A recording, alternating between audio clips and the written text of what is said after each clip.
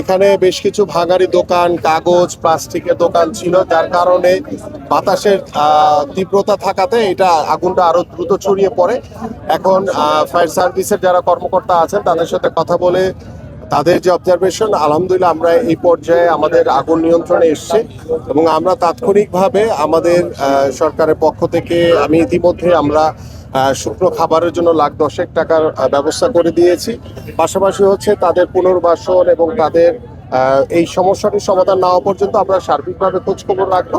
পাশাপাশি এই বিষয়টিকে নিয়ে একটি সন্দেহ যে এটা সাবোটাইজ করা হয়েছে কিনা, সো ইতিমধ্যে পুলিশ এখানে রয়েছে, তারা কাজ করছেন, অলরেডি একজনকে অ্যারেস্ট করেছেন। আমি যতটুকু শুনলাম যে একটি ভিডিও দেখে যে একজন বলেছিলেন যে সে আগুনটি লাগিয়েছে, তো তার বিষয়ে অলরেডি পুলিশ অ্যাকশন নিয়েছে এবং আমরা আশা করি যে তাকে খতিয়ে দেখে এটার সাথে কি জড়িত রয়েছে বা কিছুদিন আগে যে উচ্ছেদের একটি ঘটনা ঘটেছে এটার সাথে এটার কোনো সামঞ্জস্যতা রয়েছে কিনা সেটা আমরা খতিয়ে দেখে পরবর্তীতে বলতে পারবো। বাট এই মুহূর্তে আমাদের যেটি দরকার সেটি হচ্ছে আমাদের এই মানুষগুলোর একটি পুনর্বাসন দরকার।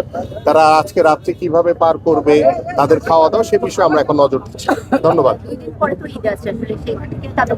ডেফিনেটলি সেটা অলরেডি আমি বলেছি এবং তাদের পুনর্বাসন বা তাদের যেই ধরনের সুযোগ সুবিধা দরকার হয় ইতিমধ্যে তালিকা করার জন্য বলেছি এবং যারা ক্ষতিগ্রস্ত হয়েছে তারাও আমার কাছে এসছে, অনেকে কথা বলেছে, তাদেরকে বলেছি তালিকা করে দেখে তারপরে আমরা ইনশাল্লাহ তাদের সার্বিকভাবে সহযোগিতার জন্য যা করণীয় আছে সেই ব্যবস্থা নিব।